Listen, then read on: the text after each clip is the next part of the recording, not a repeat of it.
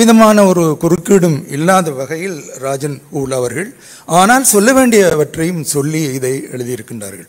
இப்போது சூஃபிசம் பற்றி எங்களுக்கு தெரியாவிட்டாலும் சிங்கள மக்களுக்கு சூஃபிசம் பற்றி தெரியும், எங்களுக்கு தெரியாவிட்டாலும் அவர்களுக்கு வஹாபிசம் பற்றி தெரியும். இந்த உயிர்த்த ஞாயிறு நடந்து ஒரு 3 அல்லது 4 இந்த குழப்பங்களுக்கு பிறகு பல்கலைக்கழகத்தில் எனது நண்பர்களும் சிங்கள துறையைச் சேர்ந்தவர்கள் என்னிடம் சொன்னார்கள், நீங்கள் ஒரு உரை நிகழ்த்த வேண்டும், வஹாபிசம் சம்பந்தமாக எங்களுக்கு ஒரு ஆர்வம் இருக்கின்றது, அதை அறிவதற்கென்று. உண்மையில் ஒரு ஏற்பாடு நடந்தது, ஆனால் அது அப்படி பேச சந்தர்ப்பம் இருக்கவில்லை. அப்போ வஹாபிசம் பற்றி நாங்கள் என்ன நினைக்கின்றோம், அது எங்களுக்குள்ள பிரச்சனை. ஆனால் வெளியிலே அதை பற்றி நிறைய தகவல்கள் போயிருக்கின்றன. இப்போ சில நேரம் எங்களுக்கு பக்கத்திலேயே நிகழ்கின்றவற்றை நாங்கள் அறியாமல் இருக்கின்றோம். குறிப்பாக முஸ்லிம்களுக்கு இது மிகவும் பொருந்தும். இந்த 2 நூல்களும் எங்களுக்காக எழுதப்பட்ட நூல்கள் தான். ஒன்று ரவுஃப் ஹக்கீம் அவர்கள் எங்களுக்காகவும் எழுதி, சிங்கள மக்களுக்காகவும் எழுதி, இந்த நாட்டுக்காகவும் எழுதி ஒரு தீவிர சீர்திருத்தம் ஒன்றை பெரும்பான்மை மக்களிடத்தில் மனதில் உருவாக்கலாமா என்ற ஒரு வேகத்தோடு ஒரு வேட்கையோடு இதை அவர்கள் எழுதியிருக்கின்றார்கள். இலங்கை முஸ்லிம் சமூகத்தை யதார்த்தமாகவே அவர்களது குறைபாடுகள், நம்பிக்கைகள் என்பவற்றோடு, இது 2 முக்கியமானது. இலங்கை முஸ்லிம் சமூகத்தை நாங்கள் இன்னும் எங்களை விசாரணை செய்யவில்லை, சுய விமர்சனம் செய்யவில்லை. கலகங்கள் நடக்கும்போது, எங்கேயாவது பெரிய ஆபத்துக்கள், குண்டுகள் வெடிக்கும்போது நாங்கள் பதட்டமடைகின்றோம், துக்கமடைகின்றோம், பாதிக்கப்படுகின்றோம், சொத்துக்களை இழக்கின்றோம். நாங்கள் இழந்த சொத்துக்களை மீள கட்டியெழுப்புவதற்காக, எரிக்கப்பட்ட வீடுகளை, பள்ளிவாசல்களை மீள கட்டியெழுப்புவதற்காக இந்த 1915ஆம் ஆண்டிலிருந்து இந்த நிமிடம் வரை நடந்த 48க்கும் அதிகமான கலகங்களில் வைத்தால் நாங்கள் ஒரு நாட்டையே கட்டியெழுப்பியிருக்கலாம். இப்போ இந்த நாடு சும்மா வங்குரோத்தாகவில்லை, நாங்களாகவே வங்குரோத்தாக்கினது தான். ஒன்று யுத்தம் அல்லது இனக்கலவரம். பிறகு ஒரு முஸ்லீம் அவன் ஒரு ஊர் அழியும் போது அவனுடைய நகை, அவனுடைய சொத்துக்களை எல்லாம் விற்று அந்த முஸ்லீம் ஊருக்கு உதவுவதற்கு அவர் முன் வருகின்றார். அவருடைய ஊரை அவர் பார்க்கவில்லை. அப்போ ஒரு சீர்குலைவான ஒரு சூழல் இருக்கின்றது. அப்போ ரவுஃப் ஹக்கீம் அவர்கள் சொல்கின்றார்கள், இலங்கை முஸ்லீம் சமூகத்தை யதார்த்தமாகவே அவர்களது குறைபாடுகள், நம்பிக்கைகள் என்பவற்றோடு முன்வைக்கவே விரும்புகின்றேன். நாங்கள் ஏனைய சமூகத்தவர்களை விட சிறந்தவர்களோ, அவர்களை விட நாங்கள் தாழ்ந்தவர்களோ இல்லை. இஸ்லாம் இழிவுபடுத்தப்படுவதை அகற்றுவது, இது இந்த நூல் முழுக்க ஒரு சரடு போல ஓடிக்கொண்டிருக்கின்ற ஒரு விஷயம். இஸ்லாம் இழிவுபடுத்தப்படுவதை நான் ஏற்றுக்கொள்ளவில்லை என்ற கருத்தில் அவர் பல விஷயங்களை சொல்லியிருக்கின்றார். நான் நேரம் கருதி அவை ஒன்றுக்கும் போகவில்லை. 2வதாக, இலங்கை முஸ்லிம் சமூகத்தை பன்மை சமூகங்களின் மத்தியில் வெற்றிகரமான சமுதாயமாக உருவாக்குவது எவ்வாறு? அப்போ இந்த பன்மை சமூகம் என்ற கருத்தில் என்னுடைய அறிவுக்கு எட்டியவரை முஸ்லிம்கள் இன்னும் அதுக்கு தயாராகவில்லை என்றே நான் நினைக்கின்றேன். ஆங்காங்கே உரையாடல்கள் நடக்கின்றன, பேச்சுவார்த்தைகள் நடக்கின்றன, சில எழுத்துக்கள் பரிமாறப்படுகின்றன, பத்திரிகைகளில் சில செய்திகள் வருகின்றன பன்மைத்துவம் பற்றி. ஆனால் இந்த பன்மைத்துவத்தின் ஒரு ஹரைய என்று சிங்களத்தில் சொல்வார்களே, அந்த உயிர்நாடியான ஒரு விஷயத்தை முஸ்லிம் சமூகம் உள்வாங்கி இருக்கின்றதா என்று தெரியவில்லை. இது எங்கள் எல்லாருடைய குறைபாடுகள் தான். கல்விமான்களுடைய, சட்டவாதிகளுடைய, அரசியல்வாதிகளுடைய, உலமாக்களுடைய, எல்லாருடைய குறைபாடுகள். இதை நாங்கள் மக்களுக்கு சரியாக சொல்லவில்லை. நாங்கள் அச்சப்படுகின்றோம். அந்த பள்ளிவாசலில் உள்ள அதான் இதை கொஞ்சம் குறையுங்கள் என்று எங்கள் ஊரிலே நடந்திருக்கு. இப்போ நாங்களே போய் சொன்னால் அந்த ஏதாவது ஒரு கலகம் நடக்கிற நேரம் அந்த ஒளிமை குறைச்சி வைப்பாங்க. கழிப்பட்டு அந்த வாங்க பற்றி நான் கொஞ்சம் தண்ணி தான் வாங்க பற்றி ஒரு தனியாக ஒரு பேப்பரை எழுதியிருக்கின்றேன். ஒரு இடத்தில் அதை வாசித்தும் இருக்கின்றேன்.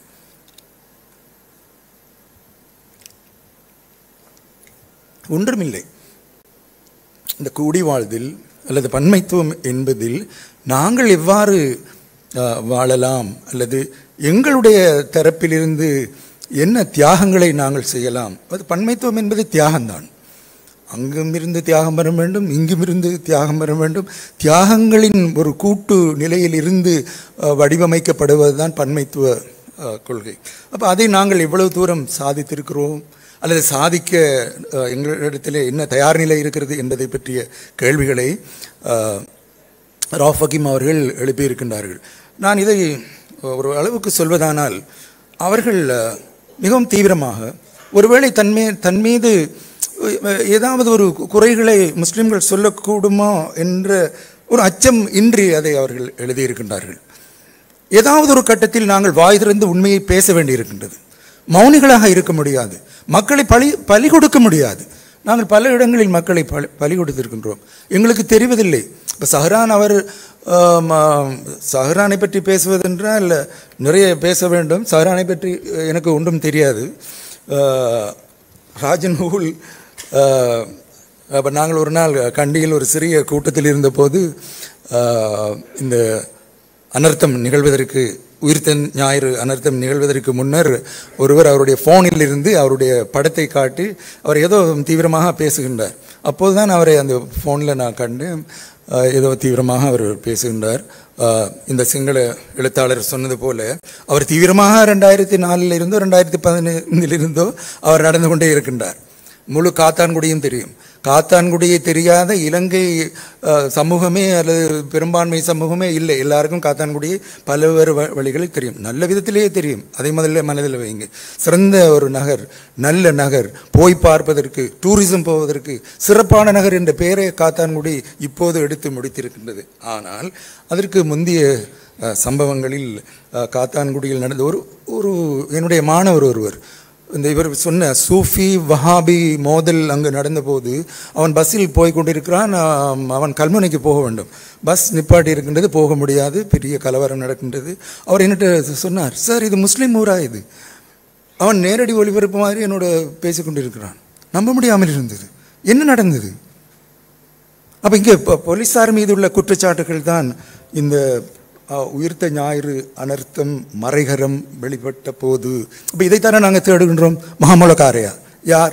மறைகரம். அவர் வேறொரு வார்த்தையினால் அவர் கொண்டு வருகிறார். ஒருவேளை எங்களுக்கு இந்த நூலை பார்த்த உடனே தெரிகின்றது, ஒருவேளை அந்த சூத்திரதாரி யார் என்பதை கண்டுபிடிக்கிற பற்றி நூலா இது, அல்லது அதைத்தான் இவர் தேடி அலைகின்றாரா என்பதல்ல. அவர் அப்படி செய்யவில்லை. ஆனால் ஒவ்வொரு விடயத்திலும் அணுவாக அவர் சொல்லிக் கொண்டு போகின்றார். உண்மையில் என்ன நடந்திருக்கின்றது என்பதில் முஸ்லிம்கள் சார்பில் என்ன நடந்திருக்கின்றது என்பது தெளிவாக எழுதப்பட்டிருக்கிறது. தமிழர்கள் சார்பில் என்ன நடந்தது என்று தெளிவாக எழுதப்பட்டிருக்கின்றது. தமிழர்களுக்கும் முஸ்லிம்களுக்கும் உள்ள கிழக்கு மாகாணத்து பிரச்சனைகள் பற்றிய பல விஷயங்கள் இதிலே தொட்டு காட்டப்பட்டிருக்கின்றது. இவர்களுக்கு இடையிலே உள்ள இந்த முரண்பாடுகளுடைய பின்னணி எடுத்து காட்டப்பட்டிருக்கின்றது. எங்கே சஹரான் ஒரு ஆயுததாரியாக மாறுகின்றார் என்பது சொல்லி காட்டப்பட்டிருக்கின்றது. இலங்கை தௌஹீத் ஜமாத், தேசிய தௌஹீத் ஜமாத் என்று அழகாக எல்லாமே ராஜன் ஹூல் அவர்கள் சொல்கின்றார்கள். இப்போ இதையெல்லாம் நாங்கள் மறைச்சி இருந்து இனி முஸ்லீம்களுக்கு பிரயோசனம் இல்லை. எல்லாமே இன்று வெட்ட வெளிச்சமாகிவிட்டது. இவர் இதிலே ஒரு சாதாரண மொழியில் சொல்வதானால் போட்டு உடைத்துள்ளார் என்று தான் சொல்ல வேண்டும். எல்லாமே இதிலே வெளிப்படையாக தெரிகின்றது. என்ன நடந்தது எங்கள் சமூகத்தில்? ஒரு அமைதியான சமூகம், நேர்மையான சமூகம், வியாபார சமூகம், எல்லோரோடும் இணைந்து வாழ்வதில் சகோதரத்துவத்தை கொண்டு வந்த சமூகம் என்ற அந்த பெயர் ஒரு கணத்தில் அளிக்கப்படுகின்ற ஒரு கோலத்தையும் காட்சியையும் நாங்கள் கண்டபோது முஸ்லீம்களை அதிர்ச்சி அடைந்தார்கள். அவர்களுக்கு தெரியாது. நாங்களும் ஓரளவுக்கு இந்த மாதிரி விஷயங்களில் ஈடுபடுகின்றவர்கள் தான். ஒரு 2009 நினைக்கின்றேன், மாவனல்ல கலவரம் நடந்த புதிதில் நாங்கள் ஒரு இனக்கலவரம் சம்பந்தமாக புத்தகம் வெளியிட்டோம். அந்த நூல் வெளியீட்டுக்கு அப்போது அமைச்சராக இருந்த ரவுஃப் ஹக்கீம் அவர்களை கூப்பிட்டு தான் அந்த நூல் வெளியீட்டை செய்தோம். அப்போது நான்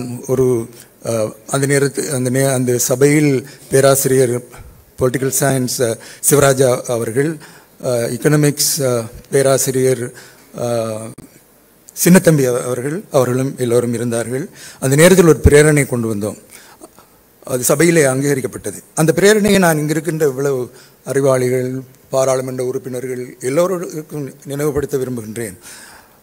ஒரு தனியான ஒரு ஆணையம் அல்லது ஒரு தனியான ஒரு அதிரடியான ஒரு ஒரு பாதுகாப்பு குழு ஒன்றை, அது போலீஸோ அல்லது இராணுவமோ, இது எல்லாவற்றையுமே கலந்த ஒன்றை ஒரு நாட்டுக்காக, தேசத்திற்காக நடுநிலையாக நின்று இனக்கலவரங்கள் வரும்போது அதை மாத்திரம் கண்காணிக்கக்கூடிய ஒரு ஒரு ஒரு முறை, ஒரு காவல் அமைப்பு ஒன்றை பாராளுமன்றத்தில் எங்களுக்காக பெற்றுத்தாருங்கள் என்று ரவுஃப் ஹக்கீம் அவர்களிடம் நாங்கள் ஒரு வேண்டுகோளை விடுத்திருந்தோம்.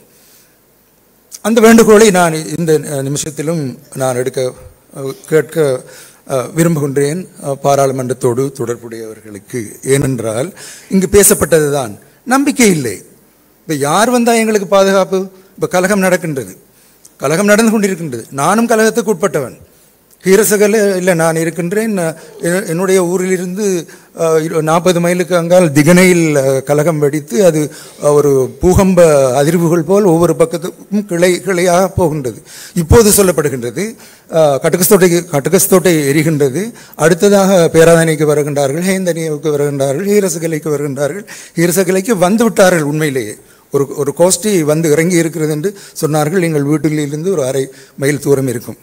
பள்ளிவாசலில் பாங்கு தான் சொல்கிறது, பள்ளிவாசலில் இல்லையா, தொழுகிறது, இபாதத் செய்கிறது. ஆனால் பள்ளிவாசலில் அந்த சொல்லப்பட்டது எப்படி ஒரு ஷாப்பிங் பேக்கில் சின்ன உடுப்புகளையும் பாஸ்போர்ட்டையும் ஐடென்டி கார்டையும் உங்களுடைய உறுதி பத்திரங்களையும் போட்டுக்கொண்டு 1 மணிக்கு 2 மணிக்கு நாங்கள் சொன்ன உடனே வெளியேற வேண்டும்.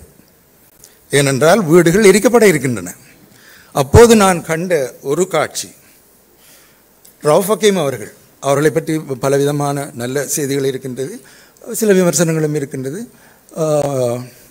ஹேந்தனியாவில் என்று நினைக்கின்றார். அவர்களுக்கு ஞாபகம் இருக்குமோ தெரியாது. ஹேந்தனிய ஒரு எரிகின்ற இடத்தில் நின்று அவர் இராணுவத்தரோடு ஏதோ பேசி கொண்டிருக்கின்றார். அக்குருணை சார்ந்த ஏதோ ஒரு 4ஆங்கட்டையில் எங்கேயோ ஒரு இடத்தில் எரிகின்ற ஒரு இடத்தில் அவர் நின்று கொண்டிருக்கின்றார். அதற்கு பிறகுதான் நான் நினைத்தேன், ரவுஃப் ஹக்கீம் அவர்களை நாங்களும் எங்களுடைய ஹீரசகலைக்கு கூப்பிட்டிருக்கலாமோ இங்குள்ள பிரச்சனையை தீர்ப்பதற்கென்று. அப்போ இது என்ன நாடு? இது வாழக்கூடிய ஒரு நாடாக இருந்ததா? அந்தந்த சந்தர்ப்பங்களில் இருந்து நாங்கள் பார்க்கும்போது எவ்வளவு கொடுமைகள் நடந்தது. யாரும் இல்லை, அடுத்த வீட்டு ஆளே வர இல்லை. நாய்க்கு சோறு போடுறான், பூனைக்கு சோறு போடுறான், அதை பாதுகாங்க சொல்கிறான், இது ரத்தம்னு சொல்கிறான், இதுக்கெல்லாம் நாங்கள் ஜீவகாரண்யம் என்று சொல்லுகின்ற அந்த மத தன்மையில் இருந்து அதை ரவுஃப் ஹக்கீம் அவர்கள் சொல்லியிருக்கின்றார்கள். மதம் கடைசியில் அண்மை காலங்களில் அது அவர்கள் அண்மை காலம் என்று அவர்கள் ஒரு நெருங்கிய காலம் ஒன்றை சொல்லுகின்றார்கள். ஆனால் அவர்களும் அதை குறிப்பிட்டிருக்கின்றார்கள். அனகாரிக தர்மபால காலத்திலிருந்து இந்த நாட்டில் இருந்த ஒரு சுமூகமான சூழ்நிலை கொள்கைகளால், கோட்பாடுகளால், அரசியல் கருத்துக்களால், சுயலாபத்திற்கான சிந்தனைகளால், இனவாத தூண்டுதல்களால் எல்லாமே தவிடுபடியாக்கப்படும். அதுதான் இந்த நாட்டில் நடந்து கொண்டிருக்கின்றது. அல்லாவிட்டால் 30 வருட யுத்தம் ஒன்றை சுமக்க வேண்டிய நிலை ஸ்ரீலங்காவுக்கு தமிழர், முஸ்லீம், சிங்களவர் என்று பார்க்கும்போது இல்லை. அப்படியான ஒரு வரலாறு இல்லை. முஸ்லீம்களுடைய வரலாறை பற்றி லோனா தேவராஜா அவர்களுடைய நூல்களில் அடிக்கடி அந்த நூல் இதில் சுட்டிக்காட்டப்பட்டிருக்கின்றது. பல பேர் நினைச்சுக்கிறாங்க லோனா தேவராஜா ஒரு வரலாறு எழுதியிருக்கிறார் என்று.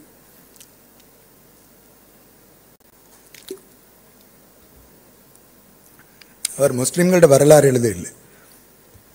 அவர் எழுதினது இந்த முஸ்லீமும் சிங்கள மக்களும் எவ்வாறு இணைந்து வாழ்ந்தார்கள், அதனுடைய மெக்கானிசம் என்ன என்பதைத்தான் அவர் ஒரு வரலாறாக எழுதியிருக்கிறார். அதை பல முஸ்லீம்கள் உணர்ந்து கொள்ளவில்லை. அவர் சொல்கின்றார், உலகத்தில் நான் எத்தனையோ நாடுகளை பற்றிய வரலாறுகளில் இந்த சமூகங்களுடைய இணக்கத்தை பற்றி நான் பார்த்திருக்கின்றேன். ஆனால் இலங்கையில் முஸ்லீம்கள் கண்டி ராஜ்யத்தில் சிங்கள மக்களோடு வாழ்ந்த அந்த முறைகளை பற்றி அதைத்தான் அவர் விவரமாகவே சொல்லிக் கொண்டு போகின்றார். அதுதான் அவர் ஒரு வரலாறாக எங்களுக்கு காட்டுகின்றார். அதில் முஸ்லீம்களுடைய மிகச்சிறந்த குணநலன்கள், பண்புகள், அதே போல பௌத்த மக்களுடைய, கிராம மக்களுடைய குணநலன்கள், பண்புகள் அவர்கள் நினைத்திருந்தால் முஸ்லீம்கள் மீது அந்த நேரத்தில், ஏன்னா நாங்கள் அடிபட்டு வாரோம், அடிபடாத காலமே இல்லை, அடிபட்டு வருகின்றோம், கொழும்பிலிருந்து விரட்டப்பட்டு வருகின்றோம், போகிற வழியெல்லாம் ஊரை உண்டாக்கி கொண்டு போகின்றோம். வரக்காப்பள்ளியில் ஒரு ஊர், அதுக்கு பக்கத்தில் இருக்கிற பசியால் எல்லாமே அடிபட்டு வந்து குடியேறியவர்களுடைய ஊர். அப்படி போய்த்தான் நாங்கள் கண்டிக்கு போய் அங்கால கிழக்கு மாகாணம் வரைக்கும் நாங்கள் போயிருக்கின்றோம், துரத்தப்பட்டு இருக்கின்றோம். அடிக்கப்பட்டிருக்கின்றோம். அப்போ ஒரு ரெக்கவரணைய, ஒரு சரியான ஒரு பாதுகாப்பான இடம் கண்டி ராஜ்யம் தருகின்றது. சிங்கள மக்கள் தருகின்றார்கள். ராஜாவத்து கொண்டாலும் மக்கள் கொதித்தெழுந்து இருக்கலாம். யார் இவர்களை நீங்கள் வெளியேற்றுங்கள், இவர்களோடு எங்களுக்கு வாழ முடியாது என்று அவர் ஒரு இடத்திலே சொல்லுகின்றார். குடியேற்றவாசிகளான வியாபாரிகளும் பாரம்பரியமாக விவசாயத்தில் வாழுகின்ற சிங்கள மக்களும் குடியேற்றவாசிகளான முஸ்லிம் வியாபாரிகளும் ஒரே இடத்தில் நிரந்தரமாக பல்லாண்டு காலமாக வாழ்ந்து வருகின்ற சிங்கள விவசாயிகளும் ஒன்று கலக்கின்ற ஒரு காட்சியை நான் பார்க்கின்றேன். அப்போ அதிலேயே அவர்கள் வித்தியாசம். இவனுடைய தொழில் வியாபாரம், அவர்களுடைய தொழில் விவசாயம். அப்போ இந்த பண்புகள் இருக்கின்ற ஒரு குணநலன். அப்போ முஸ்லீம்கள் எந்த நேரத்திலேயுமே, சில நேரத்தில் எங்களுக்கு சரியான வரலாறு வந்து கிடைக்கவில்லை. ஃபாஜி அவர்கள் ஒரு வரலாறு புத்தகம் எழுதினார்கள். வரலாற்றில் தொடர்புள்ளவர்களுக்கு தெரியும். ஃபாஜி அவர் இப்போது காலமாகிவிட்டார். மாத்திரை வரலாறு எழுதினார். ஒரு பெரிய புத்தகம் 300 பக்கத்துக்கு எழுதியிருப்பார். எழுதி அது கடைசியாக அது வாசிப்புக்காக எனக்கு வந்தது.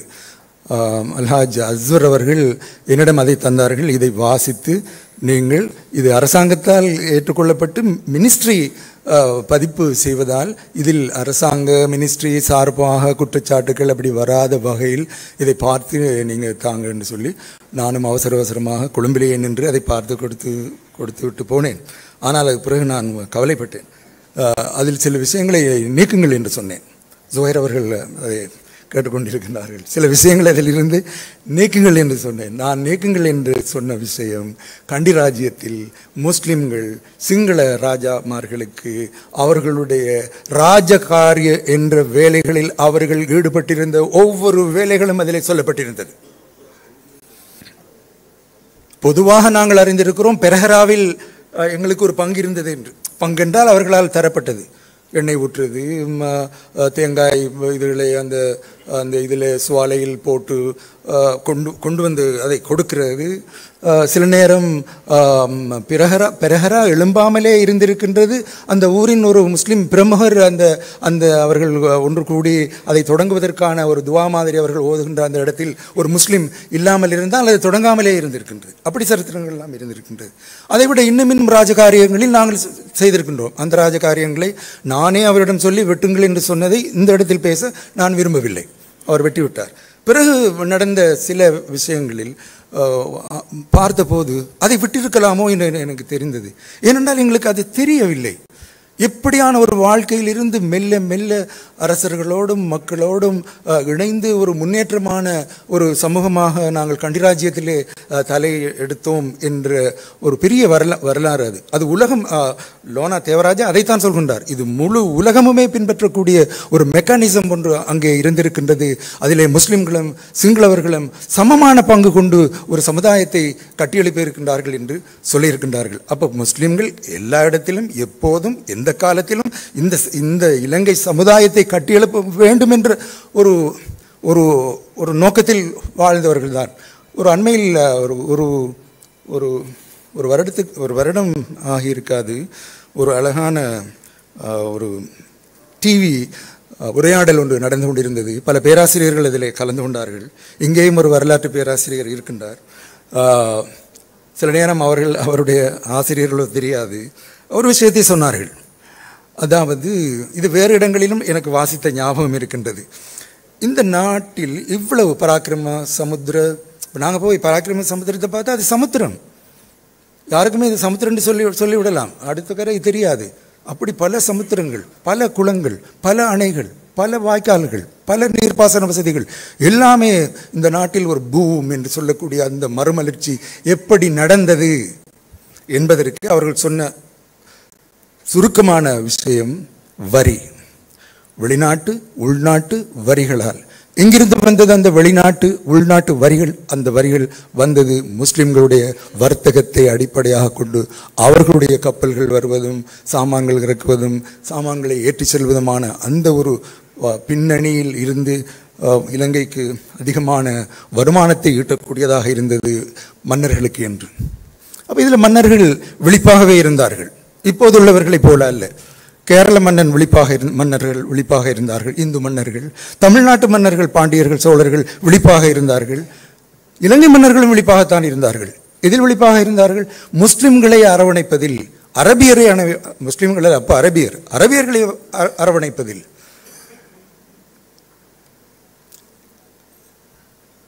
கிரேக்கர்களை அரவணைப்பதில், ரோமர்களை அரவணைப்பதில். ஏனென்றால் அதுதான் அன்றைய ஜீவனோபாயம். ஒரு நாட்டின் வளர்ச்சி, சுபிட்சம், எதிர்காலம் எல்லாமே அந்த வியாபாரத்தில் தங்கியிருந்ததால் அவர்கள் மற்ற பேதங்களுக்கு அந்த மன்னர்கள் இடம் கொடுக்கவில்லை. தமிழ்நாட்டு மன்னர்கள் உட்பட நிறைய பேசலாம் அதை பற்றி. முஸ்லிம்களுக்கு அந்த அளவு இடம் கொடுத்தார்கள், அந்த அளவு காணிகளை கொடுத்தார்கள், பள்ளிகளை கட்டி சொன்னார்கள். அவர்களுடைய சட்டங்களை நீங்களே உங்களுடைய தனியார் சட்டங்கள் இப்போ ஒரு பிரச்சனை போய்கொண்டிருக்கின்றது, அது இதில் எழுதப்பட்டிருக்கின்றது. அதையும் நான் சுருக்கமாக உங்களோடு பேச விரும்புகிறேன். சுருக்கமாகத்தான் அந்த மாதிரி. அப்போ அந்த ஒரு யுகம் இருந்தது, அது இப்போது இல்லை. என்ன நடந்திருக்கின்றது? அது நாங்கள் சொல்கிறது வெடவசம் யுக என்று சொல்லி. நிலமானிய சமுதாய கட்டமைப்புக்குள் எங்களுக்கும் அவர்களுக்குமான தொடர்புகள் சிறப்பாக ஒன்றிணைவதற்கான பல காரணங்கள் இருந்ததால் அது ஒரு அமைப்பில் போய்கொண்டிருந்தது. சுதந்திரம் பெற்ற பிறகுதான் நாங்கள் சுதந்திர நாட்டில் பாதுகாப்பானவர்களாக, சிறுபான்மையினருக்குரிய ஒரு பாதுகாப்போடு சுதந்திரமாக வாழலாம் என்ற நம்பிக்கை சீர்குலைந்தது. சுதந்திரத்துக்கு பின்பு தாறுமாறாக. அதுதான், அதற்கு முன்பும் சீர்குலைந்திருக்கலாம். 1915ஆம் ஆண்டு நடந்த கலவரத்தை மறந்துவிட்டு நாங்கள் ஒரு அடி கூட எடுத்து வைக்க முடியாது. அது நினைவில் இருந்தால்தான், அதில் என்ன நடந்தது என்ற விவரம் எங்களுக்கு தெரிந்திருந்தால்தான் நாங்கள் எதிர்கால வாழ்க்கையை நாங்கள் சரியாக ஒழுங்கு அமைக்க முடியும்.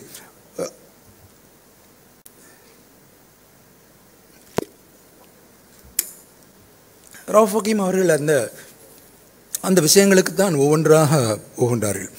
அதில் உதாரணமாக இப்போ எங்களுடைய இந்த பர்சனல் லா, அது ஒரு பெரிய ஒரு பிரச்சனையாக இருக்கின்றது. ஒரு விஷயத்தை நான் உங்களிடம் சொல்ல வேண்டும். அது ஏற்கனவே இங்கே அந்த சிங்கள பேச்சாளரும் பேசிவிட்டு போய்விட்டார். எல்லாரும் பேசுகின்றார்கள், ஆனால் நாங்கள் இன்னும் சரியாக பேசவில்லை. நாங்கள் பிரிந்து விட்டோம். ஆனால் உங்களுக்கு முஸ்லிம்களுக்கு பெரிய ஒரு மதிப்பு இருக்கின்றது. பிரியாதவர்கள் இவர்கள், ஒன்றிணைந்து வாழ்கின்றவர்கள் என்ற ஒரு பெரிய சொல், பெரிய ஒரு வரவேற்பு இருந்து கொண்டிருக்கின்றது. ஆனால் அதன் உள்ளே நீங்கள் பார்த்தீங்கள் என்றால் சுன்னிவாதிகள், டாம் என்ன வர்ஷிப்பர்ஸ் என்று இதில் ஒரு சொல் பிரயோகிக்கப்பட்டிருக்கின்றது. மன்னரை வாசிகள், அவுலியாவாதிகள், அந்த வாதிகள் என்று இதை பற்றி ஏற்கனவே சிங்கள எழுத்தாளர்களும் எழுதியிருக்கின்றார்கள். முஸ்லிம் சமூகம் ரெண்டாக பிரிந்திருக்கின்றது. எப்போது இருந்து பிரிகின்றது?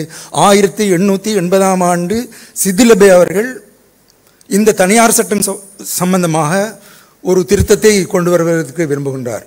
இந்த சட்டத்தில் இருப்பது உண்மையிலேயே ஷரியா சட்டமா, அல்லது இந்த ஷரியா சட்டத்துக்கு ஏற்றதாக இந்த சட்டத்தை நாங்கள் மாற்றி அமைக்க வேண்டுமா, இதற்கு உப விதிகளாக நாங்கள் புதிதாக என்ன சேர்க்க வேண்டும் என்பது பற்றி குரல் எழுப்பிய முதலாவது கல்விமான். மௌலவி என்றாலும் அவர் முதலாவது மௌலவிதான். அவர் குரல் எழுப்பினார். அப்போது நாங்கள் ரெண்டா பிரிந்தோம். அதை வாசிக்கவே முடியாது, அவ்வளவு தகராறு. எல்லாரும் நின்று விட்டார்கள். இது ஷரியாவை உடைக்கின்ற ஒரு விஷயம் என்று சொன்னால் சித்திலபைக்கு தெரியாத ஷரியா ஒன்றும் இல்லை. அது ஷரியாவை உடைப்பதல்ல. அதற்கு பின்பு அந்த முழு அந்த வழக்கு வரலாற்றை நீங்கள் வாசித்து பாருங்கள். எஸ்ஏஎம் ஜபார், அவர் நீர்குழம்பு, ஒரு சிறந்த கல்விமானவர். ஆனால் அவர் ஒரு இந்த வியாபாரத்திலும் பணத்திலும் சிக்கியதால் வீணா போன ஒரு கல்விமான் என்று சொல்வேன். அவர் என்னுடைய ஊர், அவர் கல்பிட்டி ஜபார் என்ற ஒரு பேரும் இருக்கிறது. ஒரு அழகான கட்டுரை எழுதியிருக்கின்றார் இந்த பர்சனல் லா பற்றி. அதை நீங்கள் வாசிங்க. முசம்மில் என்று ஒரு எழுதியிருக்கின்றார். ஃபாரூக் அவர்கள் அக்குருணை, அழகான கட்டுரை. அதுதான் ஒரு அடிப்படையான கட்டுரை, இன்றைக்கும் நாங்கள் பயன்படுத்துவதற்கு இருக்கின்ற அடிப்படையான கட்டுரை.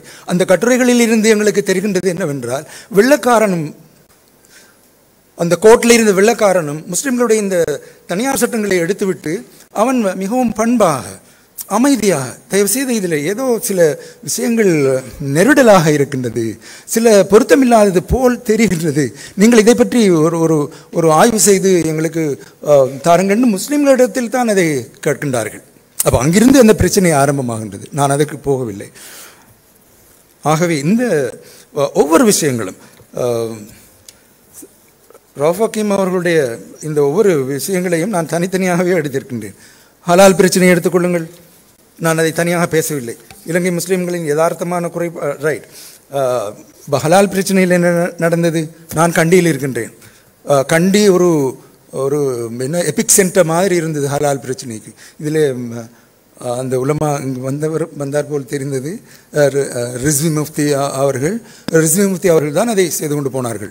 ரிஸ்வி முஃப்தி அவர்கள் ஹலால் பிரச்சனையை தொடங்கும் போது பேராதனை பல்கலைக்கழகத்தில் விஞ்ஞான பிரிவு மாணவர்களை எல்லாம் வைத்து, ரசாயனம் அந்த துறைகளில் உள்ளவர்கள் எல்லாம் வைத்து ஒரு அறிமுக வகுப்பு நடத்தியதில் இருந்து ஹலால் பிரச்சனையோடு நான் தொடர்ந்து அதை ஃபாலோ பண்ணி வந்திருக்கின்றேன். கடைசியாக ஞானசாரவும் இவரையும் ஒரே ஆள் இருந்து இந்த மாதிரியாக செய்து கொண்டிருக்கின்றார் என்ற சொல் வந்த போது நாங்கள் திடுக்கிட்டோம்.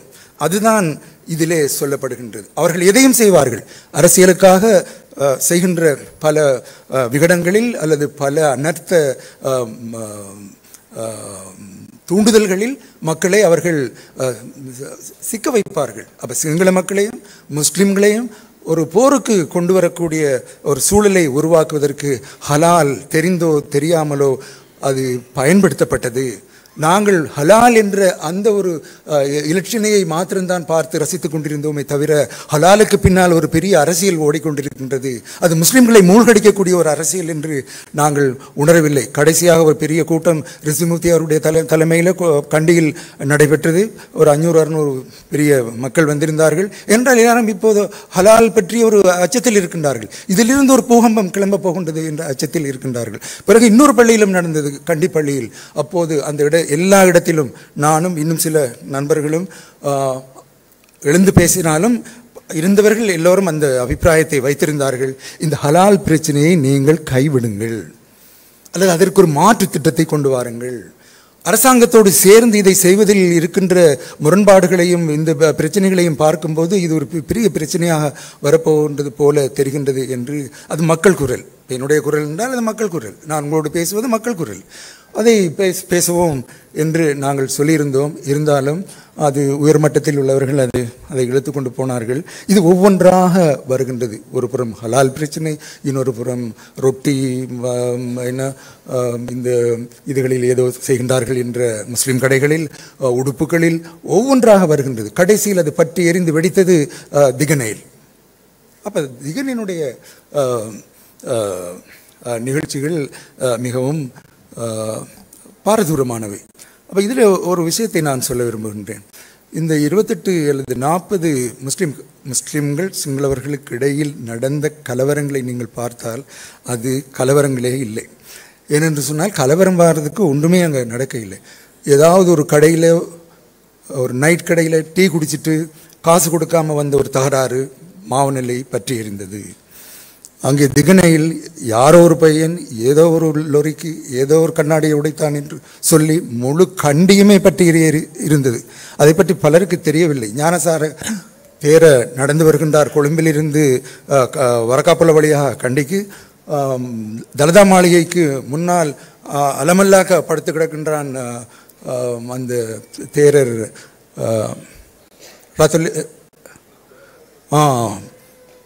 படுத்து கிடக்கின்றார். நாங்கள் தலதா மாளிகையிலிருந்து ஒரு பேர்ட் ஐ வியூ இதில் பார்த்தா ஒரு 4 மைல் தூரத்தில் தான் இருக்கின்றோம். இப்போது எங்களுக்கு செய்து வருகின்றது கண்டு ஏறிய போகின்றது என்று. பல பேருக்கு அது தெரியாது. அப்போ ஒரு ரவுஃப் ஹக்கீம் அவர்களும் மற்றவர்களும் ஒரு கூட்டமாக அரசாங்கத்திலிருந்து வெளியேறிய போது பலவிதமான விமர்சனங்கள் அவர்களுக்கு எதிராக இருந்தது. ஒரு விமர்சனமும் இல்லை. அதை தவிர வேறு எந்த ஒரு முடிவினாலும் அந்த அவர்களுடைய அந்த கண்டியை எரிக்கின்ற முயற்சியை நிறுத்தி இருக்க முடியாது. ஆனால் அது ஒரு தடவை தான் அதை செய்யலாம் என்று இங்கே ஒரு கூட்டத்தில் நான் பேசியிருக்கின்றேன். அதை அவர் ட்ரம்ப் அதை அடித்தார்கள். அப்போது என்ன நடந்தது என்று சொல்லுங்கள். அங்கிருந்து நடைபவனியில் வந்து கொண்டிருந்த கையாட்களுடன் ஞானசார தேரோ திரும்பி போகின்றார். இந்த செய்தி வந்தவுடன் இங்கே படுக்கையில் கிடந்த இந்த மகான் எழும்பி அவருடைய விடயங்களை முடித்துக்கொண்டு வீட்டுக்கு போகின்றார். அப்போ இது ஒரு அரசு இருக்கின்ற ஊரா? இது ஒரு கண்டி என்றால் ஒரு எவ்வளவு பெரிய ஒரு மகத்தான பிரதேசம், அதுக்குரிய மதிப்பென்ன, அதுக்குரிய கண்ணியம் என்ன? இவர்கள் தீ கொளுத்துவது யாருக்கு? ஒரு முஸ்லீம் 2 கடைக்கு தீ கொளுத்துனா அதோட தீக்கு நீங்கள் ஆர்டர் பண்ணுறீங்களா, இந்த கடையை ஏறி இந்த கடையை மாத்திரம் ஏறி என்று முஸ்லீம் கடைகள் முழு கண்டியுமே எரிந்து சர்வநாசமாக போயிருக்கும். அப்போ அதை கூட அறியாமல் இவனு பற்றுகின்ற தீயினால் முழு கண்டியும் எரிய போகின்றது என்பது கூட தெரியாமல் அரசாங்கம் பேசாமல் இருந்தது. அதுதான் உயிர்த்த ஞாயிறு அனர்த்தம் நூலில் அவர் படிப்படியாக ஒரு சின்ன பிள்ளைக்கு சொல்வது போல சொல்லிக்கொண்டு வருகின்றார். அரசாங்கம் ஒன்றாக இருக்கின்றது, அரசாங்கத்துக்குள்ளே ஒரு சக்தி வேலை செய்கின்றது, போலீஸுக்குள்ளே இன்னொரு சக்தி வேலை செய்கின்றது. அப்போ இந்த மறைகரம் சம்பந்தமாக அவர் காத்தான்குடியைத்தான் ஒரு பிரதானமான நகரமாக எடுத்திருக்கின்றார். காத்தான்குடியில் நடக்கின்ற ஒவ்வொரு சம்பவங்களும் இதிலே பதியப்பட்டிருக்கின்றது. அந்த ஒவ்வொரு சம்பவங்களுக்கு பின்னாலும் போலீஸ் எப்படி நடந்து கொண்டது, உள்ளூர் அரசியல்வாதிகள் எப்படி நடந்து கொண்டார்கள், மக்கள் எப்படி நடந்து கொண்டார்கள், சூஃபிகளுக்கும் இவர்களுக்கும் உள்ள முரண்பாடு என்ன, ஒவ்வொன்றும் இதிலே பதிவாகி இருக்கின்றது. ஒரு மூலாதார நூல், இதை நீங்கள் வாசியுங்கள். இதிலிருந்து எங்களுடைய முடிவுகளை நாங்கள் என்ன விதமாக எங்களுடைய எதிர்காலத்தை நாங்கள் அமைத்துக் கொள்ளலாம் என்பதை பற்றி பார்ப்பதற்கு இது முக்கியமான நூல். அப்போ இதில் மாத்திரம் நாங்கள் இருந்து போதாது. இது முழு முஸ்லிம்களுடைய வாழ்க்கையையும் கிட்டத்தட்ட ஒரு 50 வருட கால வாழ்க்கையில் முஸ்லிம்களுடைய அரசியல் என்ன மாதிரி போயிருக்கிறது என்று உண்மையில் நான் ரவுஃப் ஹக்கீம் அவர்களுக்கு அவர்களை பாராட்ட விரும்புகின்றேன். ஒரு அரசியல் கட்சியின் முஸ்லீம் அரசியல் கட்சியின் தலைவராக, பாராளுமன்ற அரசியல்வாதியாக அவருடைய 20-30 வருட கால அந்த அனுபவத்திலிருந்து அவருடைய முழு சாரத்தையும் இதிலே எங்களுக்கு தந்திருக்கின்றார். ஏனென்றால் அவருக்கு இன்னொரு வாய்ப்பும் இருக்கின்றது. அவர் சிங்கள முஸ்லீம் சமூகங்கள் ஒன்று வாழ்ந்த லோனா தேவராஜா போற்றி புகழ்கின்ற அந்த பின்னணியிலிருந்து வந்த அவருக்கு இந்த விஷயங்கள் எல்லாமே தெரியும். சிங்களவர்களோடு அவர் எந்த இடத்துலையுமே அவர் முரண்படவில்லை. ஆனால்